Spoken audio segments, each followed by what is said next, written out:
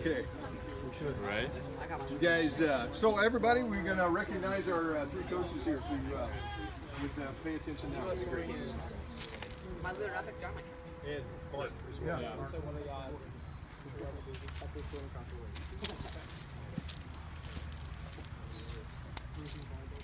All right, so yeah, we just want to recognize our coaches here, and first off, I just want to say most high school baseball teams are lucky enough to have like a coach who played college baseball, but like we're so blessed to have two former professional players and then another one that played in college, and so it's just crazy for a school our size to have a coaching staff that's one of the best in Minnesota. So it's just awesome. So we're gonna start off with Coach Sayek. I've had Coach Sayek for 2 years of classes at Southwest. One of them being speech. So hope he's not too disappointed with this.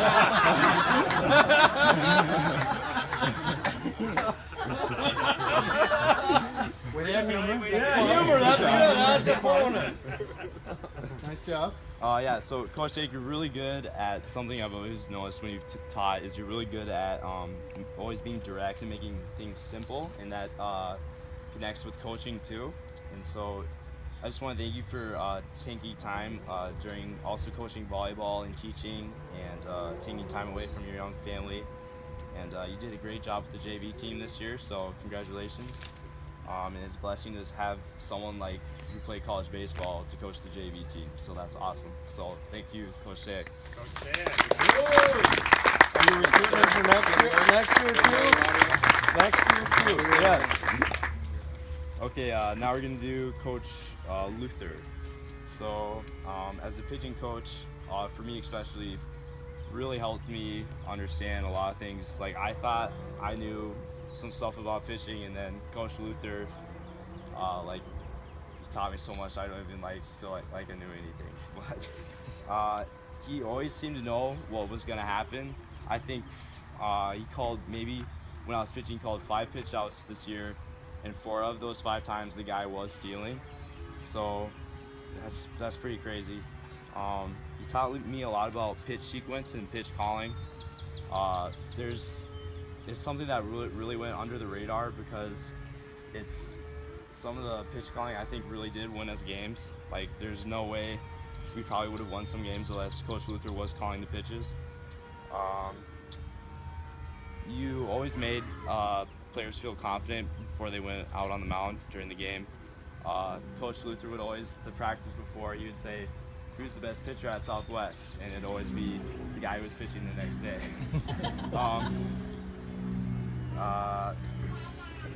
Yeah, you just did a really good job. And then also on the spiritual side, Coach Luther did an amazing job helping players develop spiritually. He said if he had a choice between helping baseball players either go spiritually or with baseball, he'd definitely spend more time helping us grow spiritually. So it's definitely been a big impact on the team. So thank you, Coach Luther. Thank you. Thanks, Coach. So we'll follow suit and stick with the Luther men. Next up, Seth. And I think you would have liked to make it more than you did, but you got to play baseball yourself, right?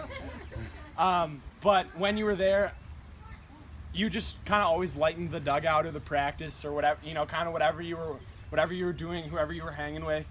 I think you kept it light in that games. What I appreciated, looking back, is you helped keep the dugout light, but you never kind of took the focus away from the game. You kind of knew your place, and you'd help out where you could, but you never tried to overextend and make it about you or anything like that. And I think I can speak for all the boys when I say we love having you around. We hope you're around a lot next year. I think they do. I can't, sadly, but You wish you were around next year. What are you going to be doing? yeah, I'm gonna be in school. But yeah, definitely hang out with the guys next year. We appreciate you hanging out with us, and keep getting better as a baseball player and a young man. Thanks. Thank you. Next up, Coach Johnson. Coach Johnson, for 4 years, just volunteered. You were at an incredible number of practices and games for how busy I know you are outside of baseball, and just seeing kind of your dedication to the sport, to the school, to your son was just incredible. You threw an incredible number of pitches in batting practice, not just this year, but over the past 4 years. So much batting practice, more than anyone. And we really appreciate that. And kind of just like helping out wherever, coaching first. You're kind of always the first guy to like jump up and, do whatever is needed in practice. And, I know me and you have had some conversations just about life, and I've really appreciated that, and kind of seeing you interact with the rest of the team. You kind of go, I feel like, under the radar just because your name's not always written in the bulletin or whatever, just because you're not an official coach. But for parents, he was there, I don't know what percentage of the time, but huge. I mean, not just like, oh, he was there once in a while through batting practice when he was there, but I'm pretty sure like the times you weren't there, you were out of the state, whatever. And so Really? So we appreciate all the time and kind of sacrifice for you to help out. So And we want it back. Yeah. Thank you, Coach. It's a coupon for shoulder surgery, right? And last but certainly not least, Coach Wass, kind of stepping in at the last minute. Kind of as a little background, I have a special relationship with Mr. Wass, or at least I think so. I'm in his D group. I'm in his D group. Mr. Wass has definitely played kind of a huge role in my life from the time I was a freshman in high school, and just seeing him as a coach.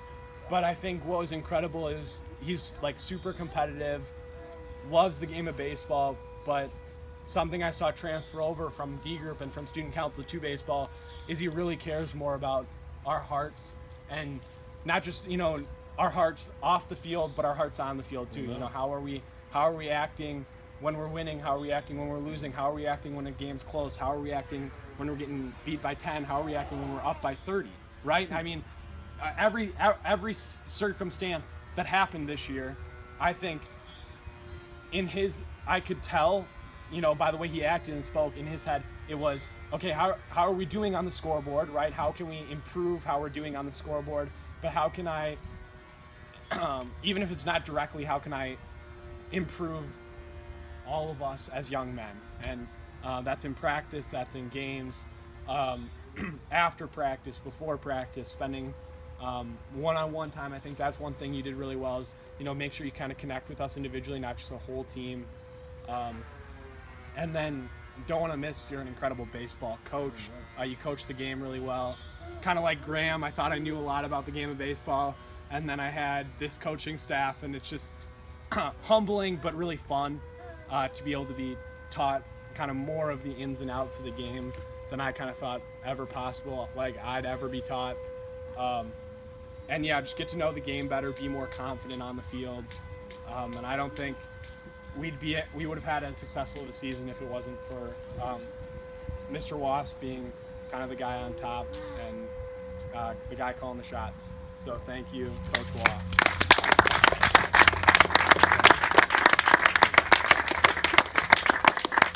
You guys done? Yep. Yeah. Thank you. I don't know if I can speak for all you guys, but I'm gonna try. But it doesn't mean you can't say anything either. Right? I can't put words in your mouth. Well done, you guys. It was a blast. We had so much fun. I can remember belly laughing, whether it was in the gym or on the baseball field in the dugout, laughing during the game, but also keeping a focus. Laughing with the JV guys in the dugout on your games. Seeing you guys improve every day, working hard. Moms and dads, I do want to highlight the coaching staff. Mark caught one off the head for your boys. And the elbow. Greg was there every day throwing hard too, and he's a volleyball guy. But he really showed his true colors by living the baseball life. And And then Tim, of course, all of this happened so late in the process of finding a season. It was pretty special to be able to work with these guys and have your sons with us. I'll remember so many things. I'll remember just dying laughing a couple times. I'll remember a nice comeback in our first game of the year. By the way, a freshman. The answer to the trivia question is who got the win that day was a freshman in his first ever varsity appearance, Caden Check. But it was a full team effort in that game because we had to send 8 guys to the 8 guys to the plate. But it was everybody, not giving up, and I think that was a really great starting point for a season to show the character of a bunch of guys that would never give up. That was a huge blast too. It's always better to win, but we sure learned a lot of lessons too. The guys finished second in the conference, which is the best ever in our high school history. In a pretty good conference.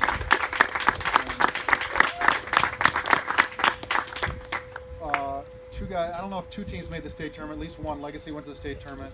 We beat them in kind of a signature win, which raised the bar on our program. I think that was just a great team effort all the way down the road. New Life is a former state champion. They're in our conference too. So our competition was stiff, and then we had to play bigger schools too. So it was a blast to see the guys develop. And I remember seeing Elliot hit a home run. Was it your first or second at bat? First at bat of the year, he hits a home run. Ethan DeVore, first pitching event ever, throws 10 straight strikes in an inning. Never pitched before, and he throws in a game, and he throws 10 straight strikes. Henry, you threw the strikes literally every time you run out. Aiden comes in and steals bases for us, and never put him out there, and he looks like a varsity base runner out there in his first effort. And Nick pitches even with a sore arm, and then he got stronger throughout the year. I could go down the line, and I'm picking on the young guys because we haven't talked about them enough. John Michael making some great catches in the outfield in the last game that I saw over at Cologne. And and Danny was like the base runner extraordinaire when he come in and varsity up for varsity. Mason, we have guys that play third base all the time, and then Mason comes in and makes it look even easier than that. So, and now I hear your mom's coaching you. That's really awesome. So, I had to go public with it. Sorry. So, but I'm not going to go through the old guys. We already talked about them. But it was a special group of guys. And we'll never forget our first year together. No. Actually, Mark, it's not your first year, but his first year stuck with me. And so that was cool. And Greg, I can't thank you guys enough for making this a fun year. Thanks also to your parents, to all the parents that are here and the ones that aren't here. You're taping this, right? You're going to send this out? But it was a special year to be able to spend time before games, after games, and have fun and talking about baseball and life and spend time with your boys. So thank you for allowing us the privilege of doing that and being a part of Southwest Christian High School baseball. It was fun. Thanks also for the Burks for hosting tonight, for Sarah Provard I think Sarah brought the food, is that right? Sarah did the food. Dan did the grilling. And Debbie did the hostessing, so thank you. It was great. It's a privilege to be a part of this. I'm looking forward to next year. So we need more guys, though. We're going to start recruiting. Yes. The biggest job for you sophomores is to glom onto the freshmen and get more guys out, and we'll have a lot of fun. Fair enough? Fair enough. Yeah, that's right. So any of you guys playing in Chanhassen or anywhere else, start getting the word out about Southwest baseball. They're 8th graders, it's totally legal. That's right. Yeah. Just saying. We can't. They can't. They can say anything they want. If they're 8th graders. Yeah, we can talk to 8th graders. It's called admissions.